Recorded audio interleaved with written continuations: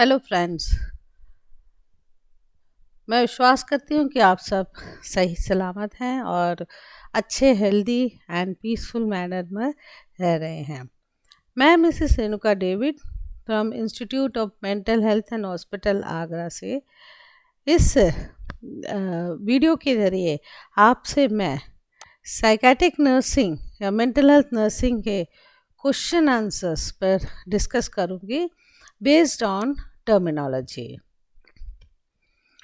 So before we start this channel let us आप अगर पहली बार इस वीडियो को शेयर कर रहे हैं तो ज़रूर लाइक करें, सब्सक्राइब करें और शेयर करें और बेल आइकन को ज़रूर दबाएं, जिससे आने वाले जो वीडियोस में और भी वीडियोस लाऊंगी जिसका नोटिफिकेशन आप तक जल्द से जल्द पहुंचे.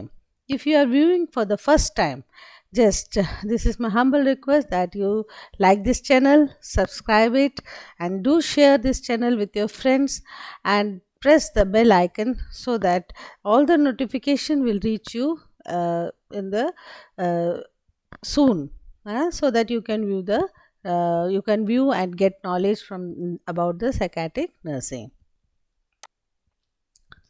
So let us start.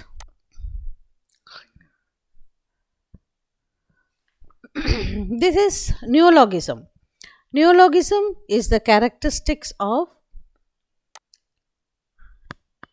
the options are mania, schizophrenia, depression and OCN या obsessive compulsive neurosis. Okay, so पहले हम ये जानते हैं neologism क्या होता है.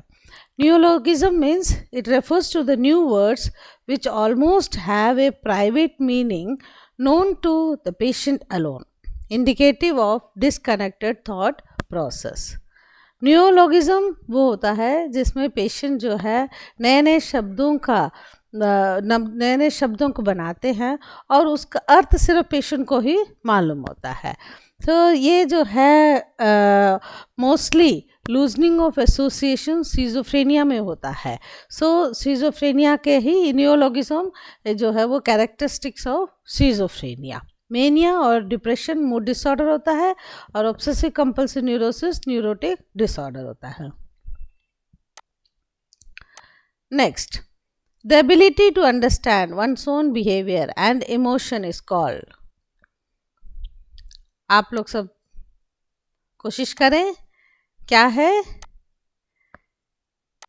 चलिए, इससे पहले हम ये समझते हैं कि इन जजमेंट, इंसाइट, इंटेलिजेंस और पर्सनालिटी के बारे में इसका मीनिंग क्या है करके, क्योंकि टर्मिनोलॉजी है. सो टर्मिनोलॉजी आपको टर्म्स जो है वो आपको मैं पूरे समझाऊंगी. पहला है judgement. Judgement is a mental act of comparing and evaluating alternatives for the purpose of deciding on a course. Judgement मतलब न्याय करना, है ना. किसी भी जो है सिचुएशन में या किसी भी सिचुएशन को एक न्याय देना, दैट इज कॉल्ड जजमेंट. ठीक है. Intelligence is a mental ability है. And then personality is the enduring quality of an individual that are shown in his way of behaving in a wide variety of circumstances. Situation, हर परिस्थिति में किस तरह का स्वभाव होता है उसको बोलते हैं personality. And insight is the capacity to appreciate the one's disturbance of thought or feeling are subjective and or valid, invalid. और इसको दूसरी तरह से भी हम कह सकते हैं, the ability to understand one's own behaviour and emotion, that is called insight. समझ आए? सो जजमेंट क्या है? न्याय करना. इंटेलिजेंस जो है वो मेंटल एक्ट होता है, मेंटल एबिलिटी होता है. पर्सनालिटी एक बिहेवियर होता है, किस तरह से किसी इंसान का स्वभाव होता है. और इंसाइट होता है कि अपने जो इमोशन और बिहेवियर को जो समझ सकने की जो क्षमता होती है, the ability to understand one's own behaviour and emotion, that is called insight. Next is fear of pain. Fear of pain is termed as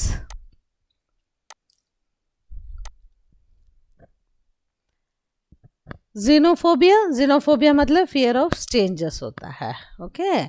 और एगोरोफोबिया होता है कि it is irrational fear of being in a place away from A familiar setting. जैसे एक किसी जगह को जानते हैं, उस जगह से दूसरी जगह, अनजान जगह में जाने से जो डर रहता है उसको बोलते हैं एगोराफोबिया। या लाइक घर से बाहर निकलना, हाँ, तो इंसान जो अपने आप को घर के अंदर ही बंद कर देते हैं। जूफोबिया, नाम जैसे बताता है, जू मतलब animal, so zoophobia fear of animals. Algophobia fear of pain. Okay, so answer is algophobia. Next question. Elation, ecstasy, euphoria, exaltation. ये 4 शब्दों को देख के आपको क्या समझ में आता है? ये एक 4 stages of mood in manic condition in mania. Okay, these are the 4 stages. So पहला stage होता है euphoria. यूफोरिया में क्या होता है? It is increase sense of psychological wellbeing और happiness not in keeping with ongoing events. Okay, कोई भी परिस्थिति हो पर उसका मन खुश है, उसका मन बहुत बढ़िया है। That psychological sense of increase sense of psychological wellbeing and happiness is called euphoria. ये फर्स्ट स्टेज होता है। सेकेंड स्टेज होता है इलेशन। इलेशन होता है moderate elevation of mood with increase psychomotor activity. यहाँ एलिवेशन ऑफ मूड भी होता है और साइकोमोटर एक्टिविटी भी इंक्रीज होता है। Third stage is exaltation. Exaltation means it is an intense elevation of mood with delusion of grandeur.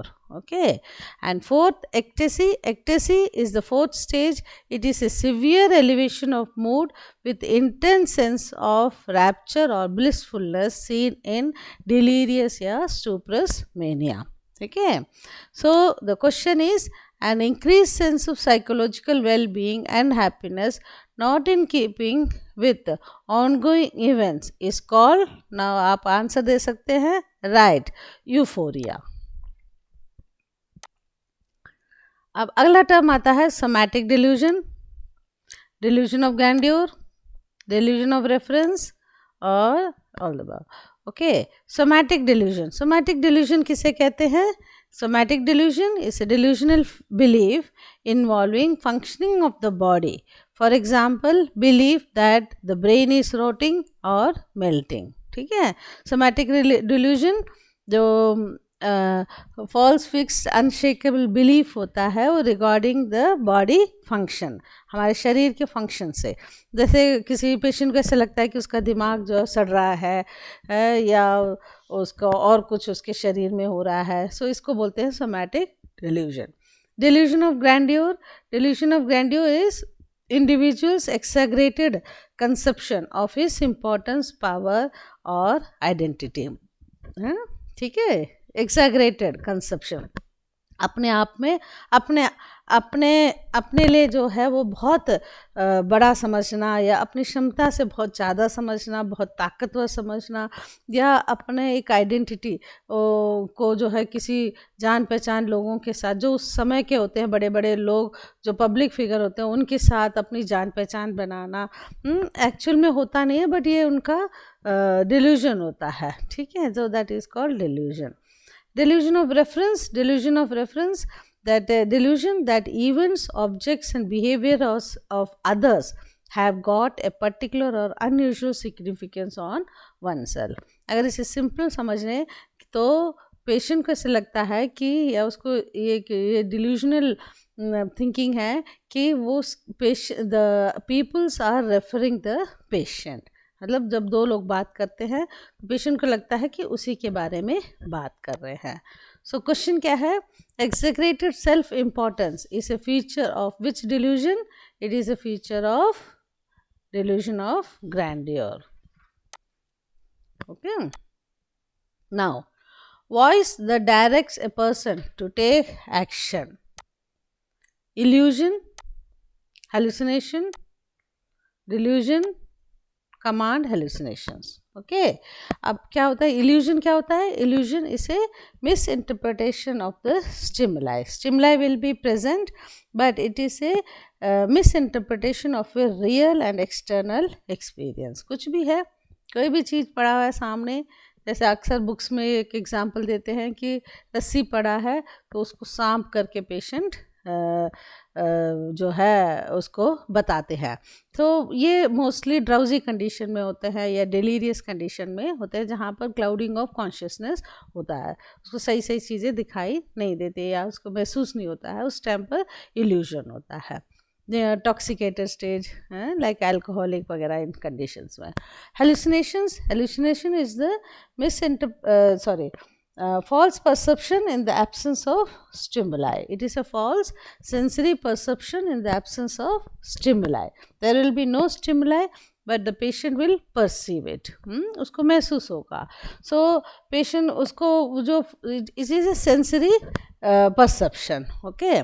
So sensory perception में मतलब पांचों इंद्रियां उसमें इन्वॉल्व होते हैं, आँख, कान, नाक, स्किन एंड टेस्ट। ओके, सो कान से ऑडिटरी सुनने का। ओके, सुनने का जो है it is the commonest hallucination. Auditory hallucination is the commonest hallucinations which occur in the psychotic condition. Okay, तो ऑडिटरी हेलुसिनेशन बहुत सारी चीज़ें होती है, उसमें पेशेंट को आवाज़ें सुनाई देती है, म्यूज़िक सुनाई देती है, किसी को पेशेंट कभी जो आवाज़ जो है डायरेक्टली पेशेंट से बात करती है उसको बोलते हैं second person hallucination.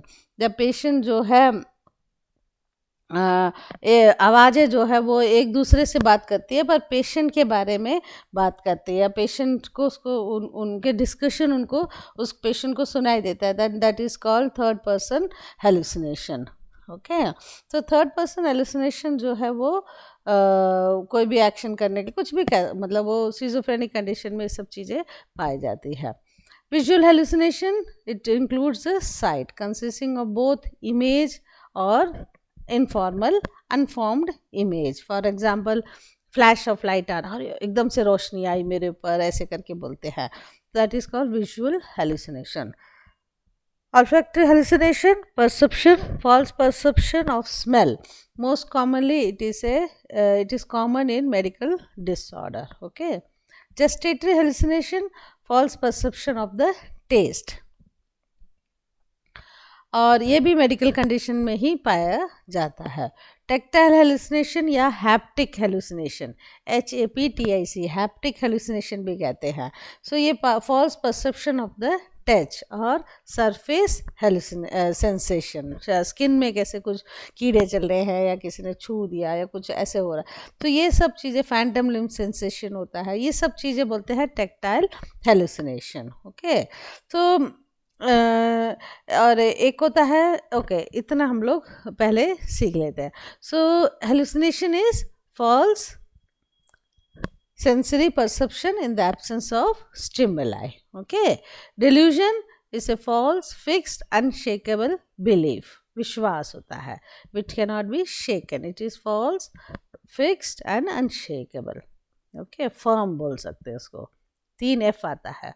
Command hallucination होता है false perception of orders that a person may feel obliged to obey and unable to resist. Okay, command hallucination में पेशेंट को जो है वो एक ऑर्डर मिलता है जिसको वो उसको कमांड उसको एक्शन देना ही पड़ता है, वो रेसिस्ट नहीं कर सकते।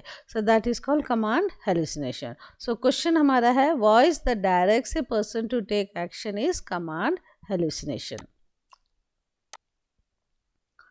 Next term is delusion of persecution, thought insertion, THOUGHT, thought insertion, passivity, delusion of reference. Okay, delusion of reference मैंने अब ये भी समझाया था आपको कि पेशेंट को लगता है कि patient is being referred by other peoples या others actions are upon the they refer the patient. Okay, जहाँ पेशेंट को ऐसे दो लोग जो बात करते हैं तो पेशेंट को लगता है कि उसके बारे में ही बात करते हैं। ओके, पैसिविटी होता है कि delusional believe that an external agency is controlling the self. Patient को लगता है कि बाहरी ताकत जो है पेशेंट को कंट्रोल करता है। थॉट इंसर्शन, थॉट आई है THOUGHT आना चाहिए, थॉट इंसर्शन। थॉट इंसर्शन होता है कि patient believe that the thoughts are being put into one's mind. कोई जो है उनके अंदर विचारों को डाल रहा है। और डिल्यूजन ऑफ परसिक्यूशन होता है कि द बिलीव दैट ही और she is being attacked, harassed और cheated और conspired against। उसके पेशेंट के अगेंस्ट कोई कॉन्स्पिरेसी कर रहा है, कोई साजिश कर रहा है, या उसको कोई मारना चाहता है, या उसको जो है वो उसके अगेंस्ट कोई साजिश कर रहा है, उसको लगता है उसको नुकसान पहुंचाना चाहता है। So that is called delusion of persecution. So question हमारा ये है कि 23 years old man had a fight with a boy in his neighbourhood. पड़ोस में उसकी किसी लड़के से लड़ाई हो गई। Next day he feels that 2 policemen are following him to arrest him. He is agitated and paces up and down in his room. वो उसको बहुत घबराहट होती है क्योंकि उसको लगता है कि 2 पुलिस लोग आए हैं उसको अरेस्ट करने के लिए। He feels that his neighbors are controlling his mind by sending waves from the electric device। उसको लगता है कि जो उसके जो विचार हैं उसके अंदर जो है उसके नेबर्स जो है विचारों को उसके दिमाग में डाल रहे हैं और किसी इलेक्ट्रिक डिवाइस से रखे हैं। तो he suffering from thought insertion. Okay, उसको जो है पेशेंट को ऐसा लगता है डिल्यूजन ऑफ परसिक्यूशन तो है, पर कॉन्स्पिरेसी तो नहीं हो रही यहाँ पर माइंड को जो है वेव्स सेंड करके उसको इलेक्ट्रिक डिवाइस को यूज़ करके वेव्स सेंड कर रहे हैं, पेशेंट को लगता है। So that is called thought insertion. Next question is to become unfamiliar of a familiar situation is called. Okay, now we will discuss these terms। Deja extendo। Deja extendo का मतलब होता है that the feeling that what you are hearing seems familiar though it has not been heard before। कुछ ऐसी बातें जो सुनी है और ऐसा लगता है कि ये मैंने पहले भी सुना है, पर एक्चुअल में होता है कि उसने कभी भी ये बात नहीं सुनी होती है। डीजा पेंस का मतलब होता है फॉल्स मेमोरी। जमाइस ऊ का मतलब होता है failure to recognise events that have been encountered before. कोई इंसिडेंट्स उनके सामने हुआ है पर उसी सिचुएशन को अगर फिर से लाए तो उसको रिकॉग्नाइज नहीं कर पाते हैं। That is called jamais vu. Deja vu is a illusion of visual recognition in which a new situation is incorrectly regarded as a repetition of a previous memory। सो लगता है जैसा कुछ किसी इंसिडेंस हुआ है या किसी सिचुएशन में किसी जगह में जाते हैं तो पेशेंट को ऐसा लगता है कि मैं पहले ही यहाँ पर आ चुका हूँ। That is called deja vu. So now the question is to become unfamiliar of a familiar situation। Unfamiliar of a familiar situation is called jamais ऊ। Okay, nihilistic delusion is seen in which condition?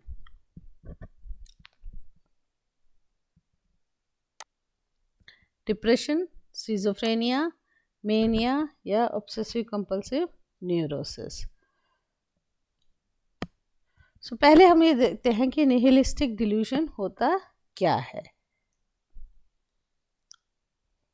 So nihilistic delusion में patient को ऐसा लगता है कि जो है दुनिया ख़त्म होने वाली है, या सारी जो उसके दिमाग में जो विचार आते हैं they are all related with depressive symptoms. Okay, so here the patient feels that the content of that thoughts are dysphoric mood।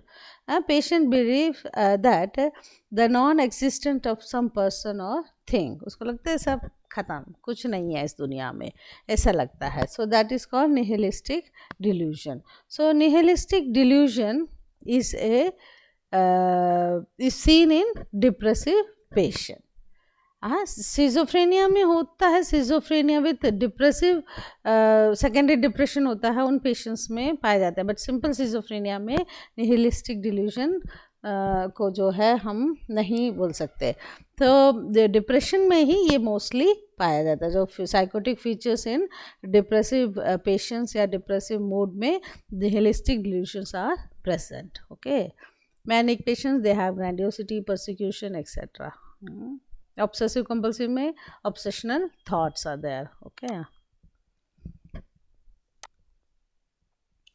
La-bella indifference. La-bella indifference is seen in, पहले ये देखते हैं ला-बेला इंडिफरेंस क्या होता है. ला-बेला इंडिफरेंस होता है ये symptom of conversion disorder in which there is a relative lack of concern that is out of keeping with a severity of the impairment और lack of concern about the symptom. मतलब patient को अपने उनको बीमार होते हुए भी patient क्या कहते हैं कि मुझे कुछ नहीं हुआ है, मुझे वो बीमारी नहीं है, इस तरह का जो महसूस करते हैं. That lack of concern about the symptom, that is called la-bella indifference. So la-bella indifference is seen in dissociative disorder or we can say conversional disorder, है ना. It is not ये जो फोबिया होता है वो irrational fear होता है, ठीक है. और obsessive compulsive disorder होता है, it is a state in which the outstanding symptom is a feeling of subjective compulsion which must be resisted to carry out some action. ठीक है. obsessional thought आता है, विचार आता है दिमाग में, कोई भी विचार आता है, उस थॉट को एक इम्प्रेशन देने के लिए उसको कंपल्सिव एक्ट करना पड़ता है. फॉर एग्जांपल पेशेंट को लगता है कि दरवाज़ा लॉक नहीं लगाया है, ठीक है. इवन दो लॉक लगा के गया होगा पर फिर भी उसके दिमाग में विचार आया लॉक लगाया नहीं है. तो लॉक लगाया नहीं है तो वो चाहे वो कितनी दूर भी गया हो, उसको वापस आके जब तक उस लॉक को चेक नहीं करेंगे या उसको तो तब तक उसको घबराहट रहेगी. या सिंपल एक और एग्जांपल देख सकते हैं कि हाथ गंदे हैं महसूस हुआ और हाथ धोने लग जाएंगे. सो that is called obsessive compulsive disorder. And depersonalization disorder, here it is characterized by an alteration in the perception or experience of a self so that the feeling of one's own reality is temporarily changed or lost. Alteration in the perception or experience of the self. Okay, that is called depersonalization. So question का answer है dissociative disorder. La-bella indifference is seen in dissociative disorder. Confabulation. Confabulation is a defect of. ठीक है, पहले ये समझे confabulation क्या होता है. Confabulation is an unintentional filling of gaps of memory with materials in which is untrue and fanciful. Okay. Confabulation क्या होता है, एक्चुअली क्या होता है, पेशेंट क्या है कि कुछ चीज़ें कुछ इंसिडेंट्स भूल गए सपोज, है ना. तो उस इंसिडेंट्स को कंप्लीट करने के लिए कुछ बातों को उसमें जोड़ दिया जाता है, कन्फैबुलेट कर देते हैं. So that is called confabulation. Intentionally नहीं करते, अनइंटेंशनली करते हैं क्योंकि वो कहानी को पूरी करनी होती है. Okay. So that is called confabulation. So confabulation तभी कहते हैं जब मेमोरी में डिस्टर्बेंस होता है. Okay. So it is a defect of memory. Intelligence के डिफेक्ट को कहते हैं मेंटल रिटार्डेशन. ठीक है. और affection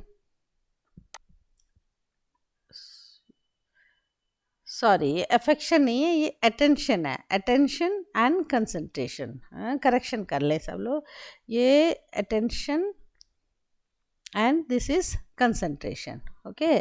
so attention and concentration में जो डिफेक्ट या चेंजेस आते हैं या डिसऑर्डर होता है, सो अटेंशन का जो है वो डिस्ट्रैक्टिबिलिटी होता है, कंसंट्रेशन का narrowing of the attention span. Okay, so that is called the defects in the attention and concentration.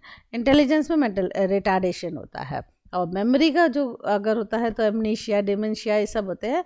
But इस जिस जो कन्फेबुलेशन जो वर्ड है, that is a defect of memory.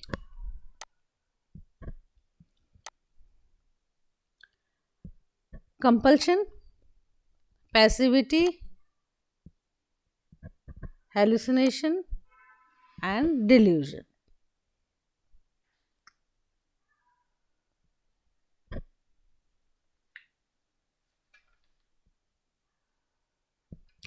So compulsion क्या होता है?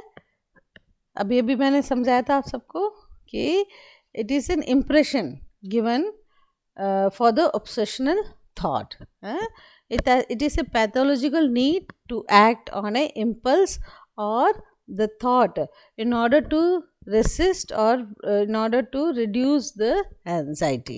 Okay, agar if resisted, if this act is not been done, then it will produce anxiety. So that is called compulsion. Okay, passivity is the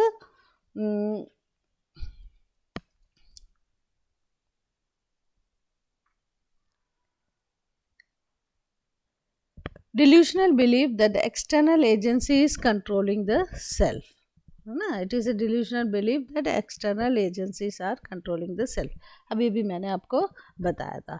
Hallucination is a false perception in the absence of stimuli, and delusion is a false, fixed and firm belief. Okay, so the commonest disorder of perception अब क्या हो जाएगा?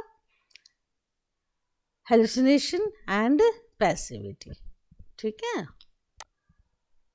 और hallucination ही common होता है वैसे तो. Delusion of control is a characteristics of obsessive state, schizophrenia, depression and dramatisation. So delusion of control, delusion जो है वो सिजोफ्रेनिया से साइकोटिक कंडीशन में ही पाया जाता है. So it is schizophrenia. Okay, depression में भी पाया जाता है delusion of control.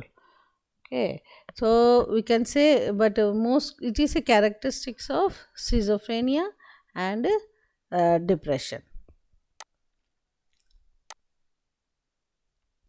Psychosis is characterized by all except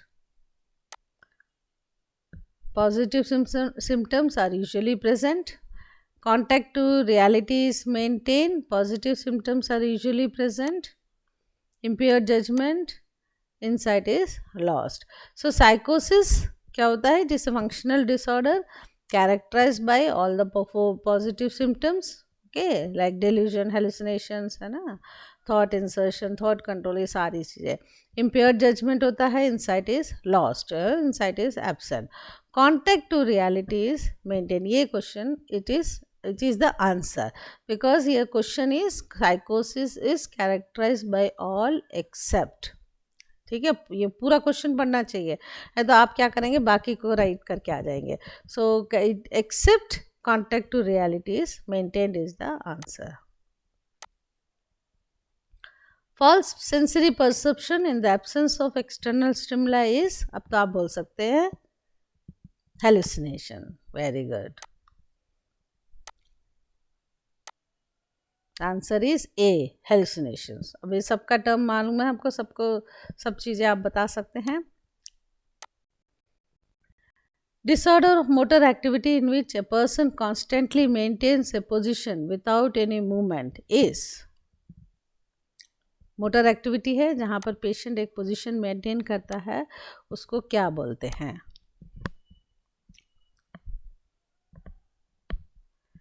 so mannerism क्या होता है? Mannerism is a odd, stilted or idiosyncratic movement or activities. Like कुछ भी, कोई भी एक मूवमेंट करते हैं पेशेंट, उसमें क्या है कि जैसे सिर को हिलाते रहते हैं कोई लोग आंख मिचमिचाते हैं, ऐसे कोई ना कोई मतलब उटपटांग सी एक्शन करते हैं, that is called mannerism. Okay. Cataplexy is a temporary loss of muscle tone और weakness. The muscle tone or weakness precipitated by a variety of emotional state. Okay, it is a temporary loss of muscle tone. Okay. Eucopraxia is the pathological repetition by imitation of the behavior of others. दूसरों के behaviour को देख देख के follow करना, that is called echopraxia. And negativism, resistance to the order, या motiveless resistance to all the attempt to move or to all the instruction, that is called negativism. ठीक है. सो इसमें आंसर क्या है, ये मोटर एक्टिविटी है जहाँ पर पेशेंट एक ही पोजीशन में मेंटेन करता है, जहाँ पर एक टेम्पररी लॉस ऑफ मूवमेंट होता है. So the temporary loss of movement is called cataplexy. Mental disorder characterised by stereotype speech. Stereotype speech मतलब एक जैसे बोलना, एक लय में एक ही बात को बार बार बोलना, that is called stereotype. So flight of idea में क्या होता है कि it's rapid shift between topic that are unrelated to each other. इसमें the thoughts and conversation move quickly from one topic to another, so that one train of thought is not completed before the another appears. जैसे patient जो है, इसमें जो है patient इसके जो speech pattern में इसको समझ आता है. This is the only difference between loosening of association and flight of idea. Flight of idea is mostly seen in manic patient, जहाँ पेशेंट बहुत बोलता है, सर्कमस्टेंशियलिटी होती है, टेंजेंशियलिटी होती है, यहाँ पेशेंट बहुत बोलता है और इतना बोलता है कि जो है एक जैसे फॉर एग्जांपल मैं बोलूँ, आपका मन कैसा है आपने पूछा, उसने बोला मन साफ़ है. साफ शब्द को लिया, साफ तो आज का मौसम भी है, मौसम कई तरह के होते हैं, अब बरसात का मौसम है, तो ये जो कोरिलेट करते चले जाएंगे, that is called flight of idea. Perseveration is repetition of persistent repetition of the words or themes beyond the point of relevance. मतलब कुछ भी हो, कोई भी क्वेश्चन पूछो उसका आंसर एक ही होगा, that is called perseveration. Verbigeration में क्या है, patient repeats the same word for repeat the same word, that is called verbigeration. Stereotype speech होता है जहाँ पर पेशेंट जो है वो एक ही शब्द को बार बार, senseless repetition of the same word और सेम सेंटेंस और same phrase over and over again. Echolalia is repetition of the imitation of the speech of others, या repetition of the words heard, जो शब्द सुनते हैं उसी शब्दों को वापस बोलना. इको मतलब इको करना. Okay. Lalia means words, praxia means action. Okay.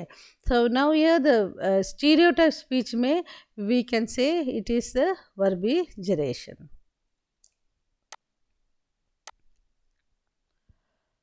Type of delusion most commonly seen in manic patient. Manic patient में मोस्ट कॉमन पूछा है इसमें. ठीक है. वैसे तो उसमें ग्रैंडियोसिटी भी होती है, डिल्यूजन ऑफ ग्रैंडियोर भी होता है, डिल्यूजन ऑफ परसिक्यूशन भी होता है. ठीक है. पर most commonly it is seen in delusion of grandeur is seen in the manic patient. ठीक है. अपने आप को बड़ा समझना, ताकतवर समझना, बहुत पैसे वाला समझना, बहुत लोगों को प्रधानमंत्री से लेकर चीफ मिनिस्टर सब लोगों को वो जानते हैं, इस तरह से बातें जो करते हैं, that is called delusion of grandeur. बाकी ये दोनों delusion of guilt and nihilistic, ये दोनों डिप्रेशन में पाए जाते हैं. Which type of delusional disorder commonly found in paranoid schizophrenia. Paranoid का मतलब ही होता है शक. ओके. सो इसमें डिल्यूजन ऑफ परसिक्यूशन होता है, पेशेंट को शक होता है कि जो है उसको मार देंगे, उसके अगेंस्ट कॉन्स्पिरेसी कर रहे हैं, उसको कोई तकलीफ़ पहुंचाएंगे. डिल्यूजन ऑफ ग्रैंडियोर होता है कि वो बहुत ज़्यादा पैसे वाला है, इसलिए उसको नुकसान पहुंचाना चाहते हैं. डिल्यूजन ऑफ गिल्ट और निहिलिस्टिक डिल्यूशन तो डिप्रेशन में होता है. तो but most commonly found is persecution, delusion of persecution होता ही होता है. ठीक है.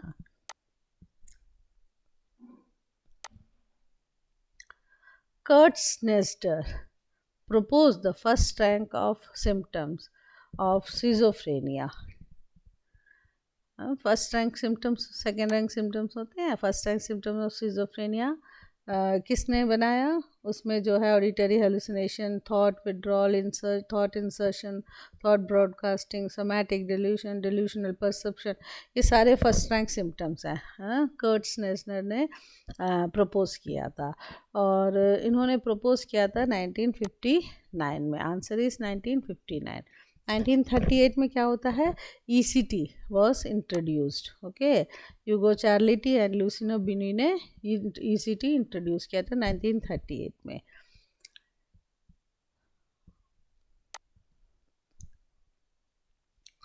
ठीक. So thank you very much. और अगर आपको ये वीडियो पसंद आया तो do like, share and bell icon ज़रूर दबाएं, जिससे आने वाले और वीडियोस, अपडेट्स एंड इवेंट्स का ही नेक्स्ट वीडियो बनाऊंगी, तो उसे ज़रूर देखें और आपका नॉलेज जो है गेन हो और अच्छा लगे. Thank you.